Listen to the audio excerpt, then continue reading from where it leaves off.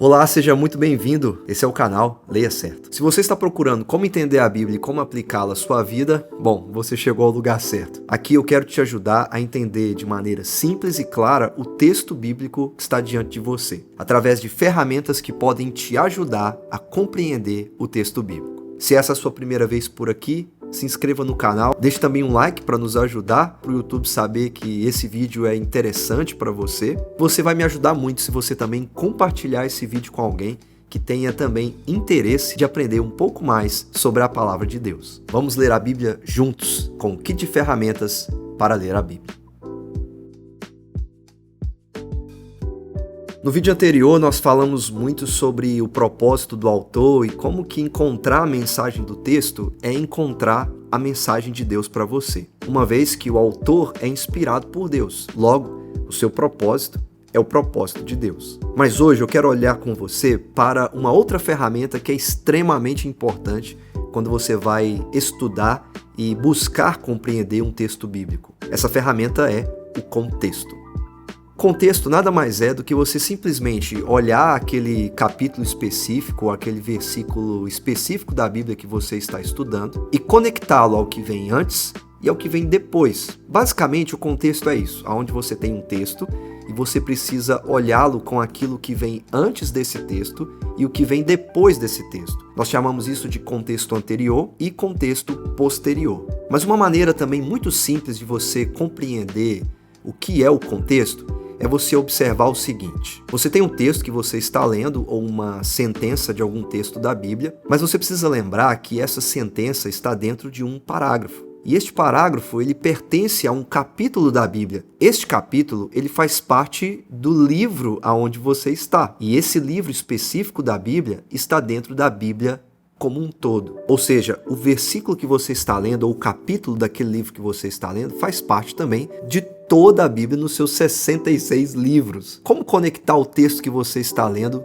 com o restante da Bíblia? Esse texto está no Antigo Testamento? Está no Novo Testamento? Se está no Antigo, como é que ele se conecta ao Novo? E no Novo, o que ele está dizendo a respeito do Antigo? O contexto ele é importante porque você também vai usar essa ferramenta para chegar até a mensagem do texto que você tem diante de você. Então, para entender contexto, nós temos 3 perguntas básicas. Onde na história da Bíblia está a passagem que você está lendo? Onde no livro da Bíblia está o texto que você está lendo? O que acontece nos capítulos anteriores e nos capítulos posteriores no texto que você está lendo? Para ajudar você, nós vamos usar um exemplo, e nada melhor do que um texto extremamente conhecido para que a gente possa estudar juntos como eu posso encontrar o contexto e como eu posso olhar para o contexto daquele texto que eu estou lendo. Por isso é tão importante você colocar o texto aonde ele está e compreender também aonde ele está dentro da Bíblia como um todo. Então, para o nosso exemplo de hoje, você vai precisar abrir em Gênesis 12, um texto muito familiar, mas como você já aprendeu no propósito do autor, em textos familiares nós temos a tendência de pensar que sabemos tudo sobre ele. E o texto muito conhecido de hoje é Gênesis 12. Bom, é isso,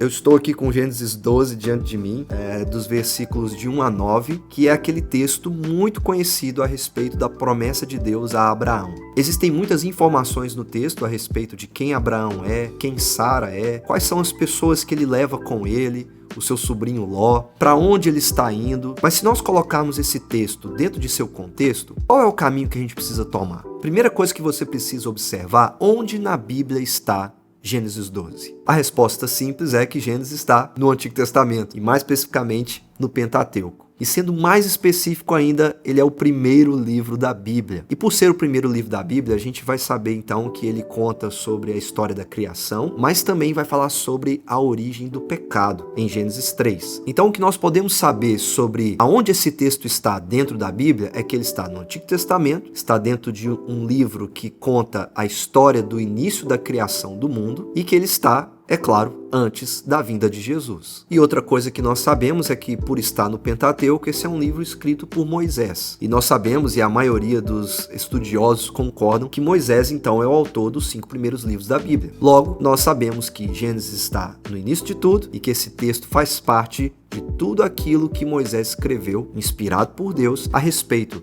da criação do mundo, do pecado e, é claro, da promessa de Deus a um homem chamado, aqui nesse momento, de Abrão. Mas uma coisa muito importante da gente observar é aonde Gênesis 12 está dentro de Gênesis. Qual o texto que vem antes de Gênesis 12? Qual o texto que vem depois? Se nós vamos olhar para o contexto, a gente precisa observar muito bem o que está acontecendo antes de Deus fazer a promessa e o que acontece depois de Deus fazer a promessa. E para entender um contexto, a gente precisa observar então o que está acontecendo antes do texto que nós estamos lendo, no caso aqui Gênesis 12, e o que está acontecendo depois do texto que nós estamos lendo. E claro, com isso você vai chegar ao ponto principal desse texto e descobrir qual é a mensagem, entendendo por que esse texto está aonde está dentro da história bíblica e dentro desse livro da Bíblia. Então, como um exemplo básico para nós aqui em Gênesis 12, o que nós sabemos que acontece antes de Gênesis 12? Como eu falei para vocês, Gênesis conta o relato da criação, mas conta também a história de como o pecado entrou no mundo. E o que nós podemos saber é que depois do relato da criação, do capítulo 3 de Gênesis até o capítulo 11, nós encontramos tudo aquilo que são os efeitos do pecado sobre o mundo que Deus criou. Desde o primeiro assassino, que é Caim, passando pelo dilúvio até chegar na Torre de Babel, tudo que sabemos é que antes de Gênesis 12 está um grande período de trevas sobre o mundo que Deus criou, provocado pelo pecado. Trevas trazidas pelo pecado na vida dos seres humanos que Deus fez. Então, o que nós podemos saber que vem antes de Gênesis 12 é um grande contexto de um mundo amaldiçoado. O mundo que Deus criou está amaldiçoado pelo pecado. As pessoas não estão seguindo a Deus, elas não estão servindo a Deus, elas não estão adorando a Deus. E aí nós chegamos em Gênesis 11 e encontramos o relato da Torre de Babel, onde as pessoas estão tentando construir para si um reino. E neste reino não há espaço para Deus. Deus precisa então vir com juízo sobre eles, confundi-los e espalhá-los. Ou seja, um contexto de maldição, antes de um texto que fala sobre bênção. Mas o capítulo 11 não fala apenas da Torre de Babel, fala também do próprio Abrão e de sua esposa Sara. E nós somos informados que Abrão e Sara não têm filhos. Isso traz uma lição muito importante para nós de como Gênesis 12 é extremamente importante, não só na vida de Abrão, mas como em toda a história bíblica, aonde Deus, de maneira sobrenatural, vai agir na vida de uma pessoa que não pode ter filhos, para gerar aquele por meio de quem Deus promete que abençoará todas as famílias da terra. O contexto anterior é importante para nós para entender que todas as pessoas no mundo são pecadoras. Elas estão debaixo do juízo e da maldição de Deus por causa do pecado, o que implica que ninguém merece absolutamente a bênção de Deus sobre elas. Mas Deus, de modo gracioso e de uma maneira pactual, resolve abençoar um homem e, através deste homem, promete abençoar todos aqueles que creem nele, o adoram e o servem. Deus promete abençoar todas as famílias da terra. Você percebe como que entender o contexto é importante? Todas as pessoas que estão no mundo e que rejeitam a Deus, na verdade, merecem que Deus as espalhe e as mande embora. Mas Deus, no capítulo 12, se compromete com Abrão a dar a ele uma grande família. E através do filho que ele promete, que nascerá de uma maneira sobrenatural, porque Sara não pode ter filhos, e o que nós chamamos de o filho da promessa, é através dele que Deus então vai abençoar todas as famílias da terra. Deus vai reverter a maldição do pecado, trazendo uma grande bênção sobre todos aqueles que fazem parte de sua família. O próprio Abrão não merece a bênção de Deus. Com isso, Deus então revela no capítulo 12 a sua imensa graça e amor pactual. Abraão fala quase nada nos 9 primeiros versículos. Na verdade, Abraão apenas se movimenta depois de ouvir a voz de Deus. A voz de Deus em Gênesis 12 é muito importante, pois nós saímos de uma grande confusão em Babel, com as pessoas não entendendo umas às outras, e chegamos a Gênesis 12 com um homem entendendo a palavra de Deus, obedecendo a ele, partindo para o lugar que Deus promete, confiando na promessa de Deus, de que ele dará a ele uma grande família através de um filho, por meio de quem ele vai abençoar todas as famílias da terra. Abrão não merece ser abençoado, Sara não merece ser abençoada, eu não mereço ser abençoado, você também não merece ser abençoado. Entendendo o contexto anterior e olhando para o texto que você está lendo, que é Gênesis 12, você vai entender que este é um grande ato da graça e do amor de Deus sobre a vida de pessoas que não mereciam sua bênção, mas que Deus está disposto a dar esta bênção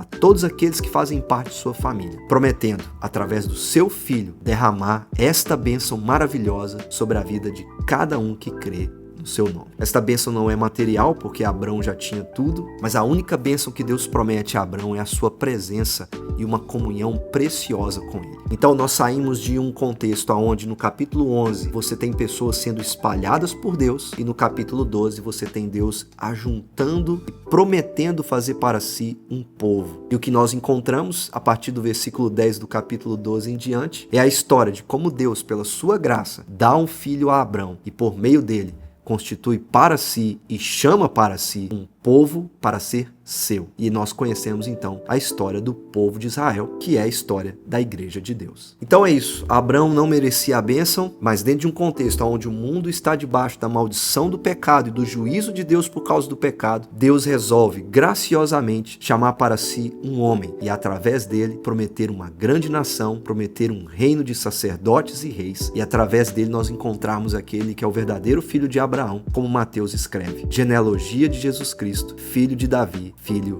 de Abraão. Então é isso, da próxima vez que você ler a sua Bíblia, procure aplicar a ferramenta do contexto dentro do texto que você está lendo. Pense no contexto anterior e também no contexto posterior. Olhe para o livro da Bíblia que você está lendo dentro da Bíblia como um todo. Mas lembre-se de observar também os parágrafos, os capítulos e o livro que você está lendo. Se você aplicar essa ferramenta, você com certeza vai chegar até a mensagem do texto. E essa mensagem do texto é a mensagem que vai transformar a sua vida. A mensagem é como Deus começa a trabalhar no seu plano de salvação para redimir e salvar pessoas pecadoras em um mundo que vive debaixo da maldição do pecado. Boa leitura da Bíblia para você, use a ferramenta do contexto, você vai chegar até a mensagem, com certeza você vai ser abençoado por Deus. Se você chegou até aqui, meu agradecimento a você. Se você ainda não se inscreveu, se inscreva no nosso canal, compartilhe esse vídeo com alguém que queira conhecer um pouco mais sobre a Bíblia e é claro, te vejo no próximo vídeo com muito mais dicas e ferramentas para você ler o seu texto bíblico.